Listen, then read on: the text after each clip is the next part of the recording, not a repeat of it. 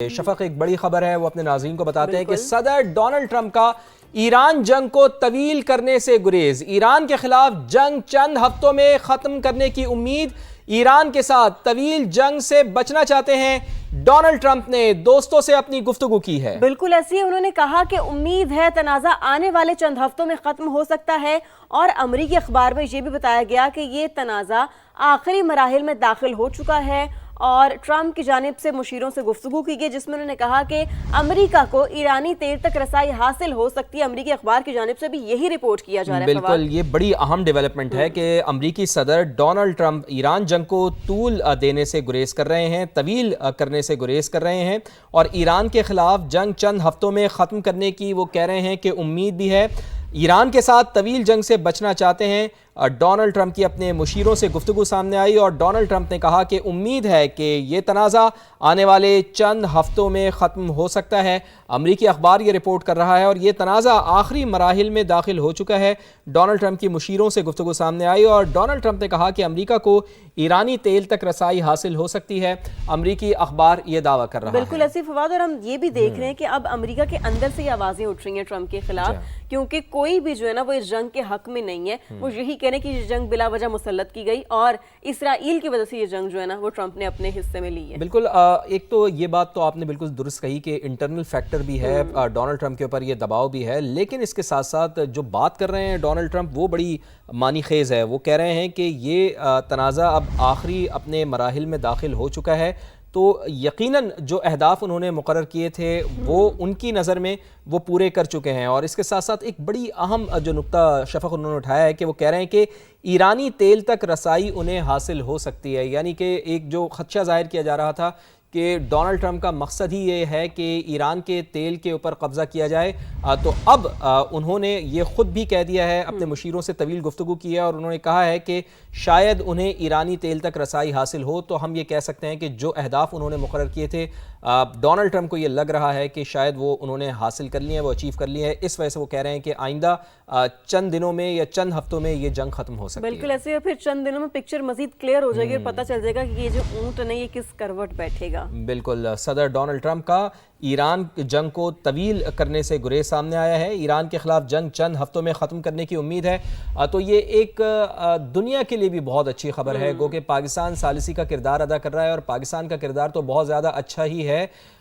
इसके साथ साथ यकीनन चूँकि एक तो बहुत ज़्यादा मईशत के ऊपर भी बहुत बुरा असर पड़ रहा है, इफ़ेक्ट कर रही है पूरी दुनिया की मईशत, और ऐसे में अमरीकी सदर डोनाल्ड ट्रंप का ये बयान यकीनन बहुत ही ज़्यादा हौसला अफजा दिखाई दे रहा है। और सिर्फ यही नहीं फवाद, बल्कि इससे पहले अमरीकी सदर ने यह भी दावा किया था कि ईरान मुज़ाकरात कर रहा है, वो बेताबी से डील करना चाहता है, और ये भी कहा कि ईरान डील चाहता है, लेकिन हम जो है ना वो हम भी अभी कुछ ऐसा नहीं चाह रहे, लेकिन ईरान ये चाहते हैं, और ईरान बोलने से डर रहा है। बिल्कुल, ईरानी क़यादत को डर है कि डील का बोलेगी तो अपने लोगों के हाथों मरेंगे, और इनकार करेंगे तो वो हमारे हाथों मरेंगे। यानी सदर डोनाल्ड ट्रंप ने कहा है कि उन्होंने 8 जंगें रुकवाई हैं, और अब एक जंग वो जीत भी रहे हैं।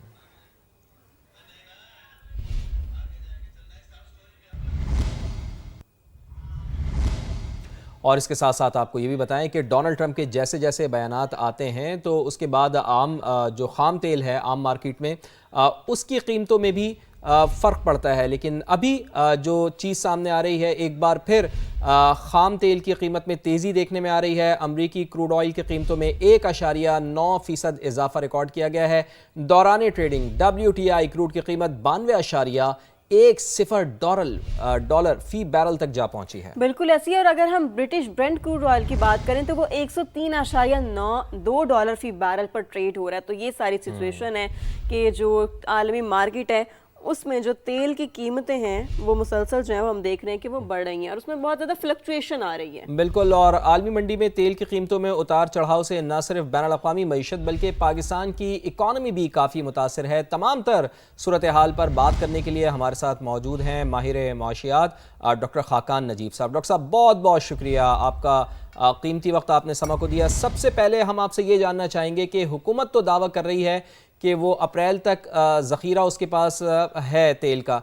आपके ख़्याल में हुकूमती इक़दामात क्या दुरुस्त हैं, और मुस्तक़बिल में अपनी फ्यूल कैपेसिटी को बढ़ाने के लिए हमें इन हालात में क्या करना चाहिए डॉक्टर साहब?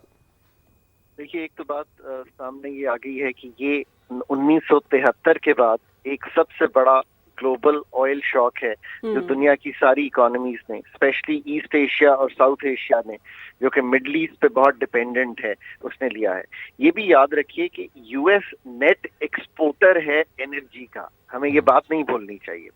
رشیا, ناروے, ان کنٹریز نے گین کیا ہے اور آبویسلی مڈل ایسٹ کی اکانومیز بہت ہرٹ ہوئی ہیں. یورپ نے بھی ہرٹ لیا ہے. گیس پرائسز, آئل پرائسز جب اوپر جاتی ہیں. پاکستان نے بہت سے اینگل جو ہیں وہ جسے کہتے ہیں نا چینلز امپیکٹ کرتے ہیں پاکستان کی اکانومی کو. پہلے ہمیں سمجھنا ہے کہ ایک تو سب سے بڑا آبویسلی ہم امپورٹر ہیں انرجی کے, 16 سے 18-20 ارب dollar L N G fossil fuel import کرتے ہیں جس میں پیٹرولیم پروڈکٹس بھی شامل ہیں. پاکستان کو سب سے بڑی ہٹ آف کورس ایک یہ ہے کہ انفلیشن جیسے ہی 55 روپے آپ نے قیمت بڑھائی اور اب مجھے لگ رہا ہے کہ دوبارہ بڑھانی پڑے گی اس جمعے کو.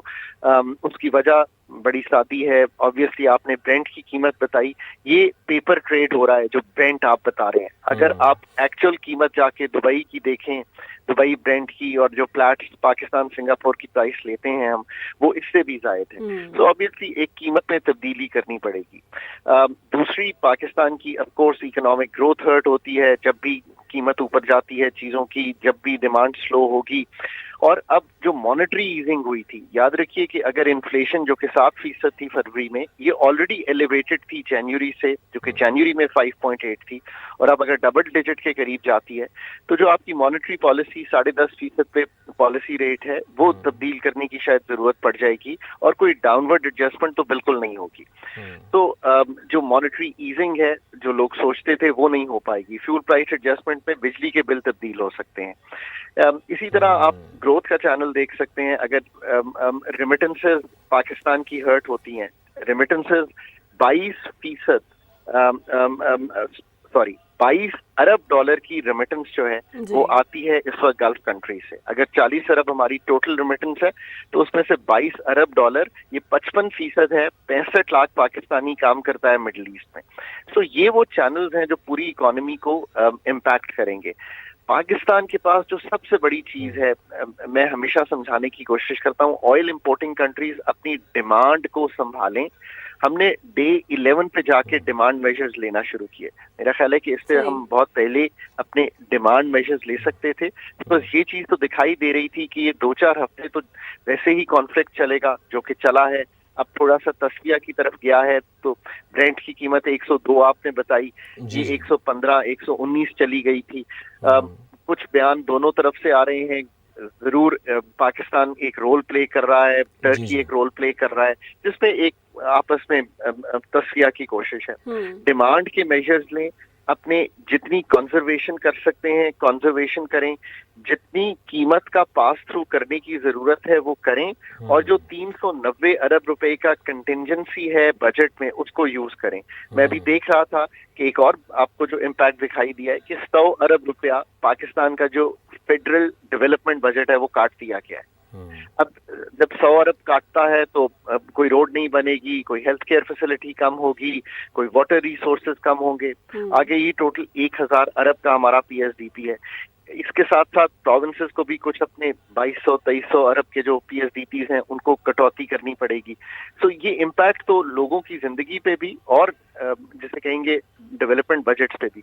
پر اصل بات تو یہ ہے کہ جو آپ نے بات کی نا وہ امپورٹنٹ ہے آخر میں کرنا ضروری, کہ جاری اخراجات یعنی کہ ایکسپینڈیچر کنٹرولز, اور دوسری بات یہ ہے کہ تیل کے 28 دن کے ذخائر تھے جب اس وار میں گئے تھے. تو یہ تو نہیں ہو سکتا کہ 60 سے 90 دن سے کم کے ذخائر ہوں جب آپ ڈپینڈنٹ ہوں انرجی پہ. پھر ہم سارا اپنا فیول کیری کرتے ہیں کہاں پہ؟ ہم فیول کیری کرتے ہیں روڈ پہ. تو ہمیں کیوں نہیں ایسا کرنا کہ ہم پائپ لائنز بلڈ کریں؟ ہمیں کیوں نہیں ایسا کرنا کہ ہم اپنا فریٹ جو ہے وہ روڈ پہ کیری کرنے کی بجائے کیری کریں تھرو ریلوے؟ بالکل. اچھا خاقان صاحب، یہ جیسے آپ کہہ رہے ہیں نا کہ ان چیزوں کا جو ہم ہو رہے ہیں، جو حالات واقعات منظرنامہ بنا ہوا ہے، اس کا امپیکٹ آ رہا ہے، لوگوں کی زندگیوں پر بھی آ رہا ہے اور بہت سارے دیگر شعبوں پر بھی آ رہا ہے، اور ان میں سے ایک بڑا جو اہم فیکٹر ہے نا وہ تعلیمی اداروں کی بندش والا ہے. تو آپ کو کیا لگتا ہے کہ جو تعلیمی اداروں کی بندش ہے یا جو دیگر اقدامات کیے جا رہے ہیں، ان کا اب ازالہ کیسے ممکن ہوگا؟ اور ساتھ ہی اب یہ بھی ہم سن رہے ہیں کہ حکومت یہ کہہ رہی ہے کہ ہر شہری کو اس کی ضرورت کے مطابق جو ہے نا وہ پیٹرول فراہم کیا جائے گا، اس کے لیے کوٹا مقرر کرے گی حکومت. تو آپ کو کیا لگتا ہے کہ یہ ممکن ہو پائے گا درست انداز میں؟ مطلب گراؤنڈ ریئلٹیز کیا ہیں آپ کی نظر میں؟